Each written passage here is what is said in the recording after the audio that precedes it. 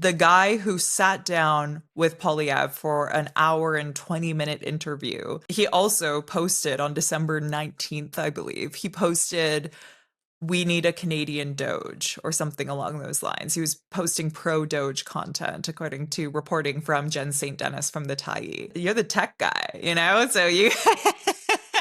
So what do you think of this? I mean, we saw the Shopify guys also immediately boost this interview, and they've been going, particularly Toby Luke has been going quite right wing. Kaz Najadian, the COO, I believe, is married to Candice Malcolm, who runs Juno News and formerly True North. I don't know. What do you make of all this?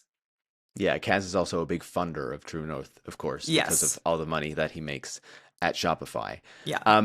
I'll keep this pretty short, but I guess what I'll say is that over the past couple of years, we have seen a big alignment from Canada's tech industry behind the Conservative Party.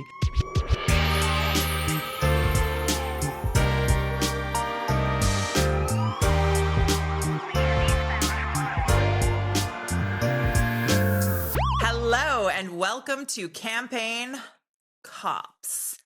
I'm Rachel Gilmore, your least favorite person's least favorite journalist. And I'm Paris. I'm just here. You're so much more than that, Paris. You're here, there, and everywhere. And today we're Yeah, in the that's same true. city, which is wild, albeit I not in the know. same room. No, couldn't do that. That'd be too weird. We're also 1 week away from Election Day. Well, a little more, but when this comes out, it'll be a week. So, Right. Have you voted yet, Rachel? I haven't yet. Have you? No, but I am going to when I get home finally. Are you sure you're going to be in the country? Yes, I'm in the country right now. We've just established that.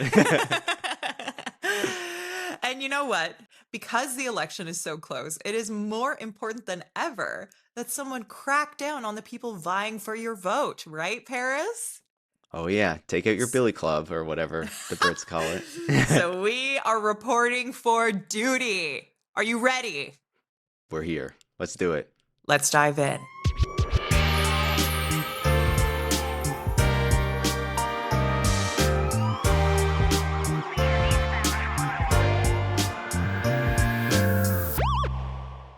Paris, this was just debate week. I feel like the debates were so boring that by the time this episode's out, people won't be talking about them anymore. But, I think we have to talk about them a bit. But I kind of just answered my own question. Like, do you think anyone landed a knockout blow or did anything that will fundamentally change the direction of this election? No, but I still think it was interesting to see where the leader stood on some of the issues that are, important to Canadians and important to the country, so to speak, right? So, I don't think there were any knockout blows. I do think that some of the leaders had good performances at different moments. Like, I think Carney largely held off any really huge gaffes or anything. None of the leaders were really able to nail him on anything as far as I was concerned. I felt that Pierre Poilievre was able to present himself as, kind of less of an attack dog and maybe someone who is a bit more reasonable, particularly in, the English debate. That changed a little bit when you get to the news conferences and stuff. Of course, as soon as he was off the debate stage, he was changing his tone. I think Blanchette probably said some things that resonated with people, Quebecers, but even some people beyond Quebec. In Alberta. Yeah. But even, I feel like he was not afraid to kind of call out some of the climate issues that have been very absent from this campaign, which is, a testament to him. And even on some things that I personally disagree with, I think that he made a good arguments, for example, on transfer payments and, I guess provincial rights or whatever you might want to call it. Singh certainly tried to make himself part of the debate, but he kind of interrupted a lot and tried to, kind of interject. And I'm really skeptical that actually worked out well in his favor, because I felt like the times when he did that, actually just the audio felt really garbled and you didn't know what anyone was saying often. So yeah, those are kind of general thoughts on the different leaders. Yeah, I have to say, and I said this in one of my videos, I guess it would be last week at the time this podcast is out, but, I kind of liked some of Singh's interruptions because I felt like it gave us some funny moments and some kind of real moments. You know, he just speaks like such a normal dude. And Yeah. like, you know, there was a moment where Carney and Polyev were basically just trying to big body each other over who would build more pipelines or invest more in oil and gas. And Polyev was accusing Carney of not being pro pipeline enough. And then Singh interrupted and said, I mean, the liberals bought a pipeline. And Carney That was was like, really good. yeah. And I found it really funny that Carney was like, yeah, because I was like, I don't think that Jagmeet meant that in a good way, Mark. Yeah. In the last 10 years, we've had the worst economic growth in the entire Liberals bought a pipeline G7. and We built a cannot pipeline. afford They're a pretty fourth pro-pipeline. liberal term. There were little moments of levity like that, but I do think overall, I definitely Totally. saw a lot of people were annoyed with all the interruptions. I think it was also good that, you know, he made a point of trying to bring healthcare into the discussion more, you know, and I know that some of the media commentators were like, oh, this isn't important because healthcare is a provincial jurisdiction and whatnot, but that is not really entirely true under our system. Yes, the provinces administer healthcare in much of the province, or sorry, in much of the country, but that doesn't mean that the federal government does not play an important role through the Canada Health Act, through its funding transfers, through, you know, other healthcare programs that it tries to make sure, and other social programs more broadly, that it tries to ensure that the provinces are undertaking and trying to undertake in, you know, a relatively equitable way across the country through its funding mechanisms, and, you know, through the various levers of power that it has. So I don't think that is, you know, a legitimate discussion, especially at a moment when Canadians are concerned about healthcare. And, you know, I think that there are questions to be asked about the degree to which the Liberal Party has defended the Canada Health Act, not to mention the Conservative Party before them. So, yeah, I do think there's a role for that in the debate, even if some people want to consider it a provincial issue. Yeah, I also think sometimes, I mean, and I don't want to diminish the importance of, you know, jurisdiction and stuff. I think any bloquists listening might throttle me, but you know, but I do think that sometimes saying, "Oh, that's a provincial issue," can be used to dodge accountability or refuse to think of ways that you could help on a federal level when something is a crisis on the level that, you know, the housing crisis, for example, is, or the healthcare system. And so, yeah, it's a bit of a cop out sometimes, I think. There I was completely also, agree. yeah, there was also some interesting chatter about Gaza.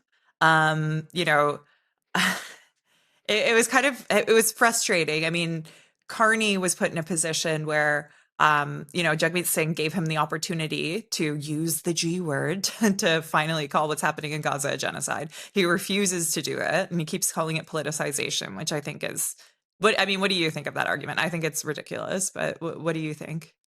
Oh, of course, we're aligned on that, you know. Yeah. It's very clear that what's happening in Gaza is a very fundamental violation of, you know, the basic rights and laws that we have set up to kind of govern the world Yes. that we collectively live in. And I don't think, you know, maybe I'm wrong here, but I don't think someone like Mark Carney would have a problem using very strong language about the actions that Russia is undertaking in Ukraine, right? Yeah. But he does not want to do the same thing in Israel and in Gaza.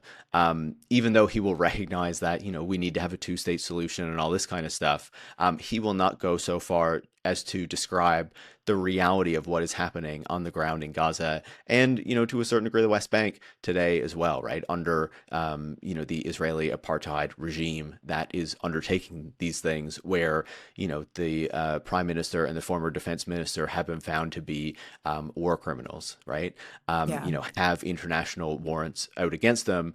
And the previous Liberal government acknowledged that they would respect those arrest warrants if those individuals came to Canada. So, you know, it's a bit difficult to keep dodging this. The idea that calling it genocide is politicization is ridiculous when you have literal international courts, you know, kind of backing this up, when you have human rights organizations around Yeah, the world. Amnesty International, the UN Special Committee, they've both found that it's genocide. So there's Exactly. plenty of investigations that you can draw upon so that it's not just you coming out and using this word. Because I know that some people say, oh, it's a legal definition. Oh, it carries weight in that respect, but good. And if it's a legal thing and these international bodies are finding it to be the case, why not be a leader and say something that can then start the process of, being a strong voice opposing it? But I understand that that's just, we expect too much of, leaders on this issue. And then Pierre Exactly. Polyev on the flip side. Go ahead. No, I was just going to say, I think that there are two other aspects of this besides Polyev, right? Which is, on the Yeah. one hand, Mark Carney is trying to present Canada in this moment where Canada is under attack by the United States as this positive, good player in the world system that wants to Yes. deal with A other kind leader. of, powers that are aligned with our values.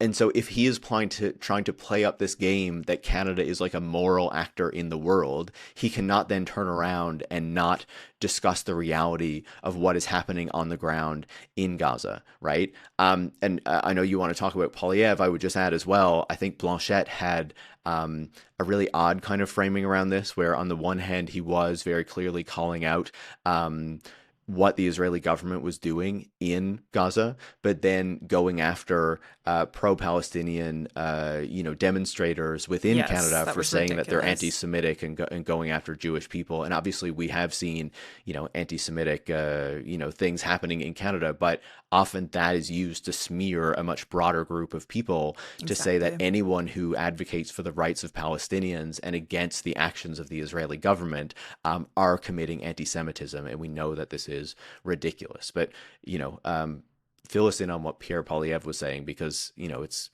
quite frankly stomach turning. It's disgusting. Yeah, I mean, it's the same thing. We discussed this, I think, a few weeks back because he said the same thing in the Cinq Chef interviews. Hmm. But he is talking about, defunding UNRWA, which is a primary provider of humanitarian aid to Gaza. If we were to stop funding this, it would make us even more complicit in the atrocities taking place, in the starvation, in the weaponization of aid and using of starvation of civilians as a tool of war. Like these Hmm. are, it would be incredibly, incredibly cruel. And for him to try to claim that UNRWA has these like untoward ties to Hamas because of maybe potentially 9 people who have been fired in a 30,000 member strong organization may have had some kind of link to October 7th, which is obviously horrible. But like those people are gone. They're not a part of this organization. And you shouldn't engage in collective punishment of all of the people of Gaza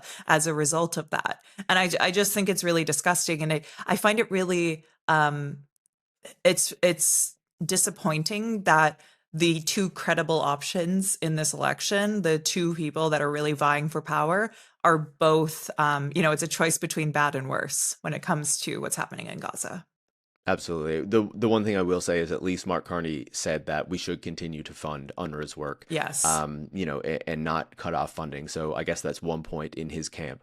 But it was good of Singh to, bring it into the debate to make sure that this was something that was being discussed, if the moderators weren't going to bring it up. But it also felt like, I don't know, I haven't seen him being the most vocal advocate of Gaza in the past past couple of years. So it seemed interesting to make that a really prime point of his debate appearance. And given where we know where the NDP is in the polls, it probably felt like an effort to kind of rally a base, or at least get some really motivated people behind the NDP to try to shore up its fortunes at the moment. Yeah, particularly right after. And this was like a very online controversy. So it was really horrible that it happened, but I think a lot of Canadians weren't aware that it happened. Jagmeet Singh had he was engaging with content creators throughout the campaign. And one of the content creators that he collaborated with, she had posted a video talking about the dehumanization of Palestinian children and pointing out that there is historic precedence for this in the Holocaust and how it is just a really dangerous precursor to genocide or atrocities being viewed as permissible against a group. It's a dehumanization tactic, right? To paint children as evil the second they're born. So she made that point in a video. The National Post and the Toronto Sun, they ran these articles, and they also found out that she had an OnlyFans, which like that's not what she was known for. And even if it was, that's fine. But she's like a human rights speaker, and she speaks about women's health. And they ran these articles saying Jagmeet Singh hung out with an OnlyFans creator who diminished the Holocaust. And the NDP, instead of defending her, put out a statement saying, "Oh, we can't vet all the content creators," and they threw her under the bus, and they didn't defend her in any capacity. And now she's made videos crying because now when people Google her name, there's all these articles that imply that she diminished the Holocaust, and it's just like it's so horrible that they did that to her, because they could have put that to us. They could have stopped that by defending her, and they didn't. And so a lot of people who were aware of that, who saw Singh then using the word genocide on the debate stage, just felt like it rang a little hollow. So I don't know. It's frustrating. I think it doesn't yeah, align with this like image that he's trying to portray of this, compassionate guy who is willing to do the right thing, even if it is politically costly to the party, right? Yeah. Okay. Was there anything else from the debate that you wanted to mention before we move on? I feel like we covered a lot of it, but there was a lot that happened, but there's also a lot of other stuff that happened this week. So was there anything else you wanted to touch on? I think there was one other big thing that really stood out in the debate to me, and that was around the discussions about climate change. And so obviously we know that, Pierre Poilievre is a big defender of pipelines, that Mark Carney has been advocating for, pipelines from east to west, as part of this kind of renewed nationalism and making sure that we don't need to be reliant on energy imports, but are, kind of using Alberta oil in order to, kind of supply other parts of the country, right? And I think that there were a few notable points there. One of them we have discussed in the past, where Pierre Poilievre repeated this line that Canada doesn't need to be so concerned about its own emissions because it can just export gas to India and replace its coal, and the resulting kind of emissions reductions from that should be basically, treated as, Canada's doing instead of India's doing, right? It's Which so is not wild. usually the way carbon accounting works. No. Like it's a very silly argument, and I would say it's an openly climate denialist argument as well, right? To say that the level of emissions in Canada are not a problem as long as it is exporting its oil and gas to people using coal. Like it's so weird. It's kind of ridiculous. Yeah. But the other pieces of this that stood out to me were Mark Carney, particularly in French, was making this argument that carbon capture and storage is going to allow us to maintain, or in French, if I'm correct, he actually said to continue to increase oil production in Canada. He is someone who has presented himself as, caring about climate change, having the solution to climate change, despite the fact that he got rid of the consumer carbon tax because of how politically toxic it had become.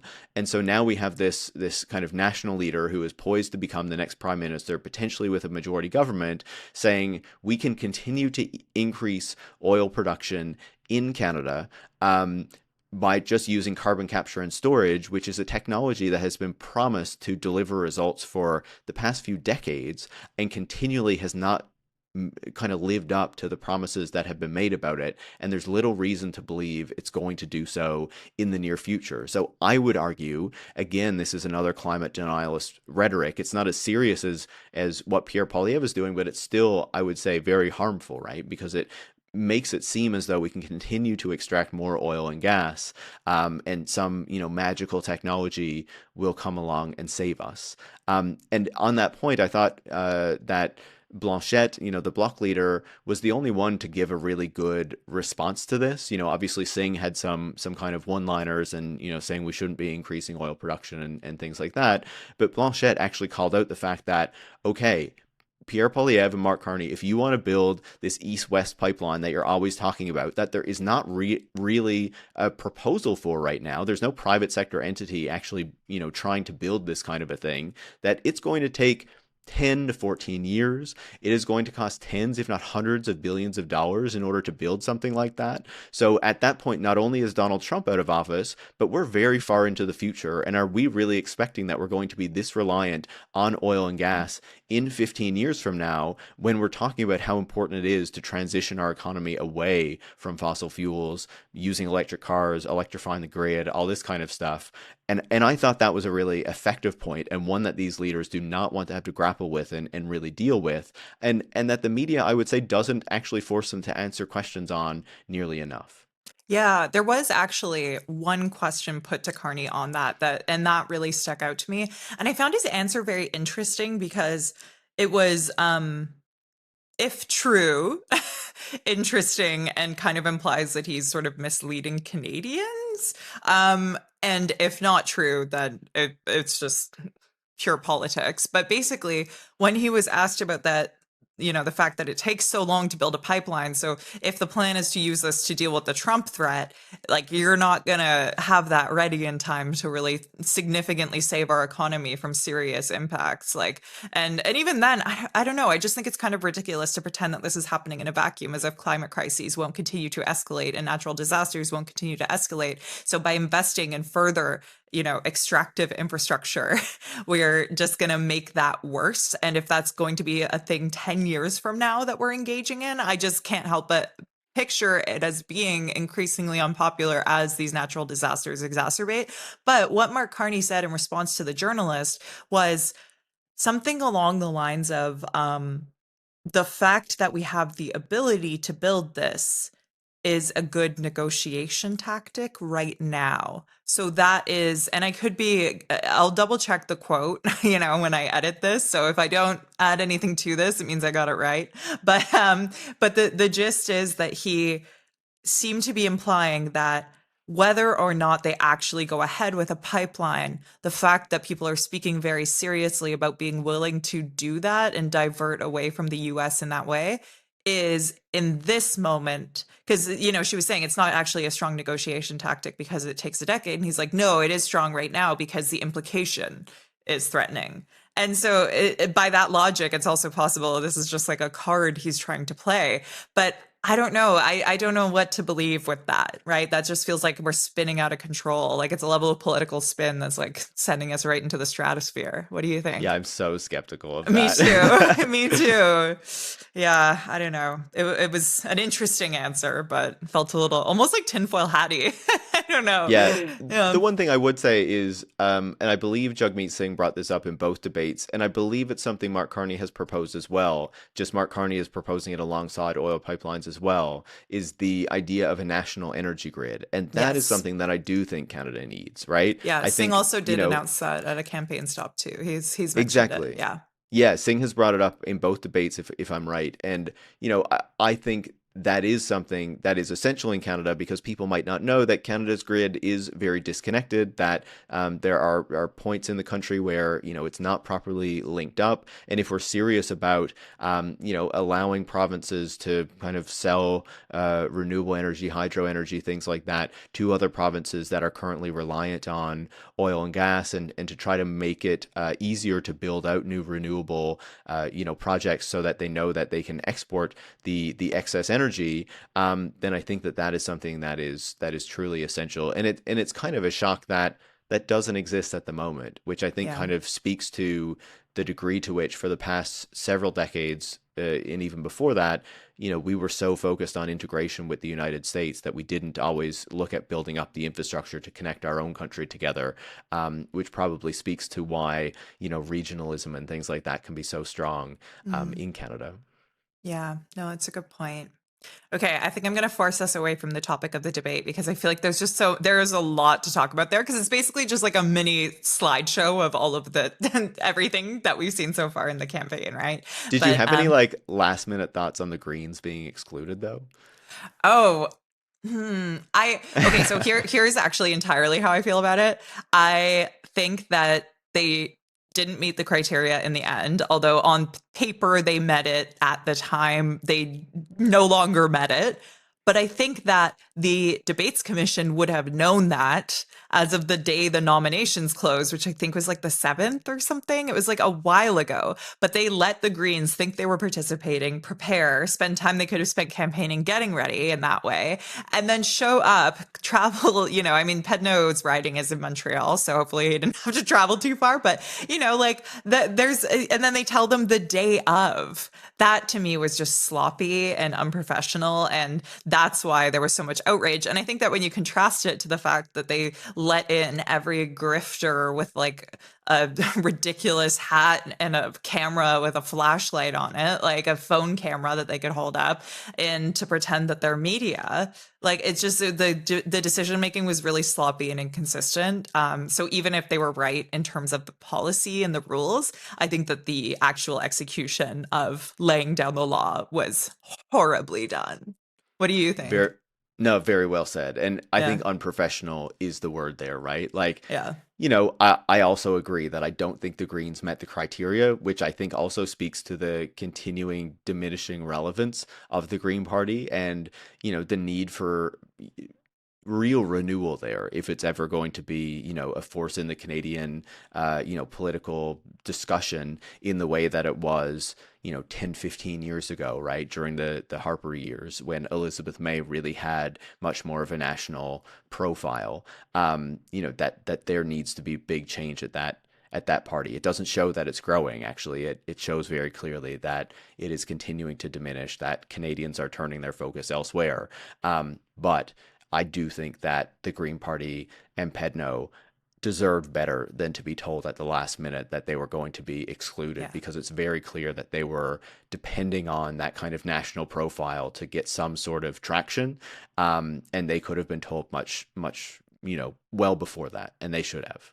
Yeah, and they could have planned around it. They could have sought out different opportunities and spent their time on that instead of debate prep. It was really Exactly. ridiculous. And then the absolute clown show that was, the media circus. It was just like so many things were wrong with that organization. And to me, the green issue is less related to this, but the decision to initially let in Rebel News and let them send such a disproportionate number of their personalities, and not only that, but there were also people from Juno News, from True North, which are arguably like the same organization. They literally switched the True North Twitter handle over to Juno News, but they were able to send two reporters when every mainstream news organization was only able to send one because they had them under those different names. Like, it was just absolutely ridiculous. It was a gong show, and it was making people unsafe. Like, the reason why they were worried about the security, according to reporting from Mercedes Stevenson, who had a source who was very aware of the situation, the safety concern or the security concern or the inability to maintain the proper environment for a press conference was due to Rebel News,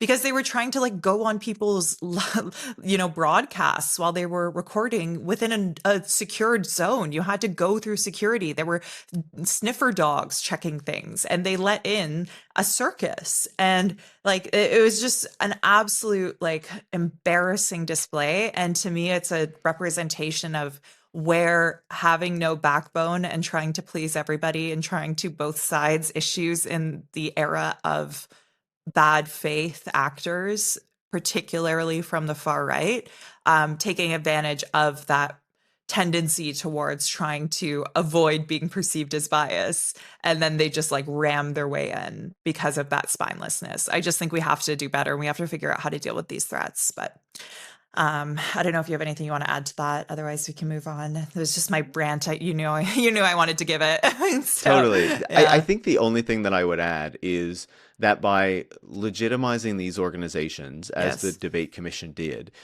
after the French debate, not so much after the English debate, because of what had happened the previous night after the French debate, it gave them a platform to spread these very heinous conspiracy theories Yes. and very right-wing arguments on national platforms. These things were, live streamed, and I believe live broadcast on the CBC. I would not be surprised if the same was done on other platforms as well, because, the big focus that evening was the debates, and then the leaders are coming out to answer some additional questions, and they're just being pelted with questions for the most part from these extreme right-wing groups, that shouldn't even really be called media organizations, going into, kind of trying to stir up transphobic hatred, trying to, kind of mainstream residential school denialism and related narratives, throwing softballs at Pierre Poilievre, of course. So you can talk about how much he believes in press freedom, which is just hilarious given all of the other stories we're seeing about his campaign and their handling of the media. But anyways. Yeah, it was interesting to see Carney kind of react oddly to the questions, be like, that's a weird way to frame this kind of an issue. I think he didn't understand who they were. I think he didn't know. I had that impression too. And I was like, dude, you got to brush up a little, because these guys are... they're dangerous. They're dangerous in the sense that they will skew things that you say. They will use the things that you say to harm vulnerable communities. So you need to be aware of who they are and what kind of ammo you give them with your words. I was a bit torn on Jagmeet Singh's decision not to reply at some times as well, because I felt I agreed that you don't want to legitimize an organization like Rebel News, but, particularly the question about Christians being targeted by attacks on churches as a result of, school stories about residential schools that Rebel News, portrayed as being inaccurate, which of course is a lie.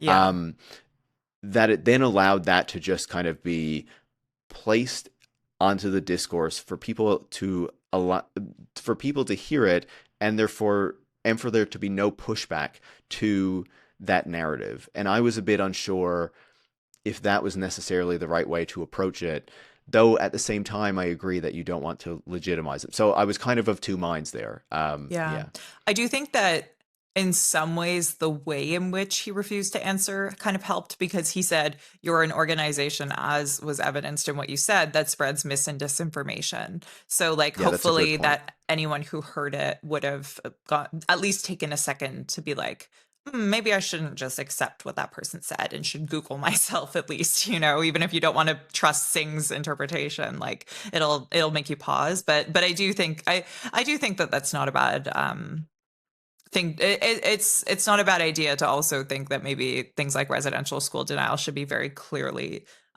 shot down and described specifically as false. So no, I think you make a good point. And the one other thing I would point out there that was kind of funny is a kind of progressive Montreal-based outlet came up and asked a question as well. And Singh wasn't familiar with it. And he was like, I don't know if I should answer, but the other journalists are saying you're okay, so I'll answer your question. It's so funny. I actually did an interview with them today. So it was funny to... I definitely wouldn't have done it if it was Rebel News. Yeah. Okay. I wanted to move on a little bit to a few things from the campaign trail this week. We kind of have already used up a lot of time, so I might try to breeze through these a little bit, because as much as people love listening to us, I don't know how much of us they love in one dose. Okay. First of all, costed platforms. We're filming this on Friday night because, sorry guys, it's Easter, so we're doing it a little bit early so that we can actually, see our families. How dare we? Yeah. I know, we're so selfish. So they haven't released, no one's released their fully costed platform yet, but they are going to be coming out in the coming days. I think that Carney said that theirs is coming out tomorrow, which by the time you're listening to this, it's Saturday that would be, if I'm not mistaken. So we're getting them soon, but we're still getting them just a week before the election. And when advanced voting has already started and after the debates. What do you make of this? Do you think it's ethical that they waited so long? I feel like I already know your answer, but... I think it's a real betrayal of Canadians and of Canadian voters that they waited so long to release these. Yeah, sure, it's a short campaign, but especially someone like Mark Carney and the Liberals knew that coming in. They knew what they were doing. They were the ones who made this decision. And I think it shows a disrespect to Canadians and Canadian voters not to have that information out, at least before the debates, and certainly before advanced voting starts. And the other thing I would say about this is I think that this plays into something bigger that we're seeing in this campaign, where we have seen, like we were talking about with the cinq chefs, where in French, between that and another interview program, French voters or French speakers have been able to get a much better picture of who these leaders are because they have been willing to sit down with media earlier in the campaign in order to do some big in-depth interviews that went on for a long period of time where they were able to be peppered with questions, from reporters, right? Yeah. In English, we have not seen the same thing. I don't know if in the final week they will finally accept some invitations. I know Rosemary Barton, the chief political correspondent at the CBC, has said that those requests are in with the campaigns and they have not accepted them. So I think, again, like this decision not to release costed platforms earlier shows a disrespect to voters. I think not doing more of these big media interviews in English also shows a disrespect to the majority of voters in the country who are speaking English and not French. And, after we kind of, look back at this campaign and assess what was good about it and what wasn't, I think that needs to stand out, and that needs to be something that the leaders need to be really pushed on for future campaigns, because something like that really can't stand. And I think it's a bad precedent for Canadian elections and Canadian democracy if they can get away with it. Totally. And I also think that it's kind of sneaky that I'm sure that if you put this to them, they'd say, oh, but we have done even longer sit downs than we normally give to the media because we've done these podcasts. And like we saw Mark Carney did Scott Galloway. And I can't are tell we you fans? how annoyed I was when I saw that. Yeah. Oh, It's a good get for him, right? It's a good platform. It's a good audience. It's an international one, which is interesting. Yeah. Not like some big kind of Canadian one. But that is not equal to sitting down with the CBC, CTV, Exactly. Groups like that to do in-depth interviews with Canadian politicians, not, some random business school guy. And then Polyev did a very long sit down with a guy in a Build Canada t-shirt, which, as we know, and this guy was intimately involved with that organization. Build Canada is the initiative from a bunch of CFOs, CEOs, presidents, basically the top brass from various generally like tech companies and things like that, a lot of Shopify guys, to try to spell out how we build Canada. They're making policy suggestions. And there was a really funny article from The Logic that I think it's found the first 14 or a certain number of proposals that this website came out with were all written by men when they had the members listed, which they took down after I reported this. They had more men named Michael as part of this than women who were involved. It was just wild. I don't know. But this initiative, Build Canada, the guy who sat down with Polyev for an hour and 20-minute interview was clearly involved with this. And he also posted on December 19th, I believe, he posted, we need a Canadian Doge or something along those lines. He was posting pro-Doge content, according to reporting from Jen St. Dennis from the Tyee. So what did you make of this? I mean, you're the tech guy, so you... So what do you think of this? I mean, we saw the Shopify guys also immediately boost this interview, and they've been going, particularly Toby Luke has been going quite right-wing. Kaz Najadian, the COO, I believe, is married to Candice Malcolm, who runs Juno News and formerly True North. I don't know. What do you make of all this? Yeah, Kaz is also a big funder of True North, of course, because of all the money that he makes at Shopify. Yeah. I'll keep this pretty short, but I guess what I'll say is that over the past couple of years, we have seen a big alignment from Canada's tech industry behind the Conservative Party. In particular, after the decision by the Liberals to raise the capital gains inclusion rate. Obviously, these are people who make a lot of their money from capital gains and didn't like the idea that they'd be paying more taxes. So I kind of expected them to be more vocal in this election and was a bit surprised that they weren't more so, which is not to say that they haven't said anything. If you look at Toby Lutke's Twitter feed, for example, he is continuing to spout conservative positions, backing Pierre Poilievre. He made a really interesting quote, or I guess endorsement of Poilievre early in the campaign, where he said that Pierre Poilievre was going to make Canada Laffer curve optimal. And for people who are familiar with the minutia of conservative right-wing politics, the Laffer curve is this idea that basically if you cut taxes, the government is actually going to raise more revenue. But yeah, basically what we're seeing is I think these people are retrenching a little bit, are kind of pulling back on their explicit embrace of the Conservative Party, in large part because the Conservatives are poised to lose this election, right? And they want to be in good with whoever the next prime minister of the country is going to be.